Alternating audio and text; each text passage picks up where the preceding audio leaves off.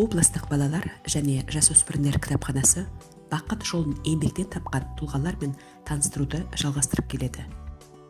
Өмір жолында еселі еңбегі мен адал қызметімен көзге түсіп, ел алғысын арқалап, халқының жүрегінде мәңгі қалатын жандар аз емес. Сондай жандардың бірі қазақтың тұңғыш дәрігері атанған Дүйсенбі Қалматаев. Ол 1860 жылы бұрынғы Семей облысы Қалба өңірінде дүниеге келген. Дүйсенбі Қалматаев омбыдағы кадет корпусында оқып, әскери фельдшер мамандығын алған соң, туған еліне қайтып оралады. Ол келісімен Жарма, Көкпекті аудандарында жаппай емдеу ісін ұйымдастырып, жергілікті тұрғындарды жұқпалы аурудан сақтап қалуға бар күшін салады. Дүйсенбі Қалматаев алғашқылардың бірі болып, халық емін медицина ғылымына енгізді. Ол алдымен ауырған адамның тамырын ұстап, диагнозын қоятын. Кейбір күрделі ауруларды хирургиялық жолмен ота жасап сауықтыратын. Дүйсенбі Қалматаев дарынды психиатр, окулист, хирург, терапевт, лор мамандықтарын бойына жинаған кемел тұлға болып танылды. Ол жаз айларында Қалба тауларына шығып, емдік шөптерден түрлі дәрілер жасады. Суы мен батпағының емдік қасиеті күшті көлді тауып, санаториялық емдеуді ұйымдастырды. Қазіргі таңда Жарма ауданы Қалбатай ауылынан 12 шақырым жердегі Арасан көлі Дүйсенбі көлі атанып, жанында Жарма Арасан шипажайы ашылып, жаз уақытында республикамыздың барлық облыстарынан алыс және жақын шетелдерден демалушылар келіп, көлдің игілігін көруде.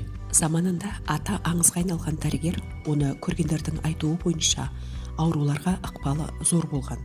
Қандай қатты ауырып жатқандар Қалматаев Дүйсенбі келе жатыр дегенде қуанғаннан тұрып жазылып кететін аңыз болған. Осындай тамаша тұлғаның есімі жүздеген жылдар бойы ұмытылмай, халық жадында сақтаулы.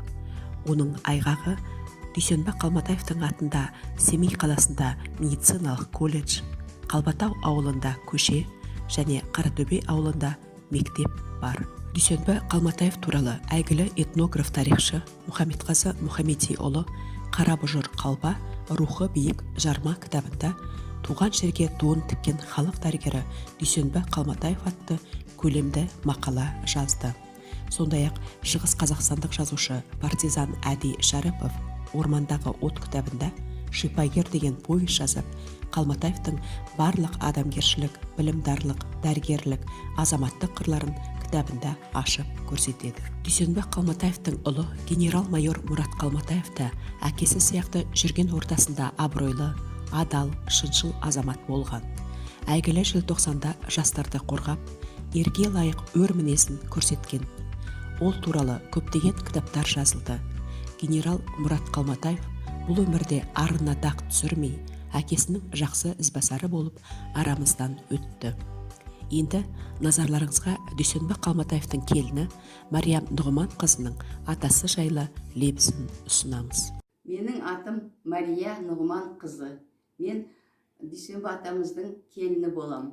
Атамыз 50 жыл еңбек етіп, сол 50 жылда ішінде Мұқым, Семей облысы, Георгиевка, Павлодар, барлық облыстарда қызмет етіп, барлық елді, ауырған елдерді емдеген. Жазғы уақытта басына 3-4 кигіз үй тігіп, сол кигіз үйдің ішінде біреу больницасы, біреу қарайтыны, біреу операция жасайтын, емдейтін, сондай міне жерде емдеп, сол жерде ауруларды принимать еткен. Жерде Әди Шариф сонда болғанда, как раз аппендицит болып ауырып, сол жерде соның басында Әди Шарифқа атам операция жасапты.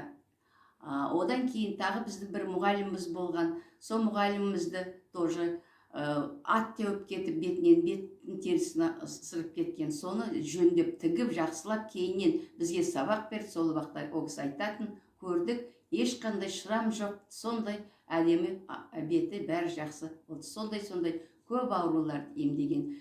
Сөйтіп, ол кісіге сол жұмыс істеп жүрген кезінде Ленинградтан жанына көмекші ретінде бір Ленинградтың медсестра қызын жіберген. Медсестра қыз атаммен бірге жұмыс істеп, көп жыл, сол 41-ші жылы атам қайтыс болғанда үйіне бірақ қайтқан. Сол 41-ші жылы қайтып үйіне барып, Ленинградта ученыйларға, профессорларға солай айтқан, атамның істеген жұмыстарын, атамның рецепттерін, шөптен жасаған дәрілерін сол кісілер естіп, атам қайтыс болғаннан келген атамның үйіне.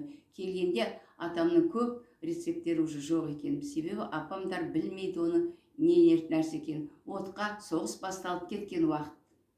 Отқа тамыздық қылып жаға беріпті. Сол біраз ғана қалған екен. Сол сандарын бір-ақ соғыпты. Что вы наделали деп, сол қалғанын ғана алып кетіпті сол уақытта. Туған жерінің Арасандай көлінің емдік қасиетін туған халқына тарту еткен патриот, адам емдеуде бір күні бос өтпеген Дүйсенбай Қалматаевтай адал жанның теңдессіз өнегелі ісі ұрпақтан ұрпаққа жалғасып, ел жадында сақтала бермек.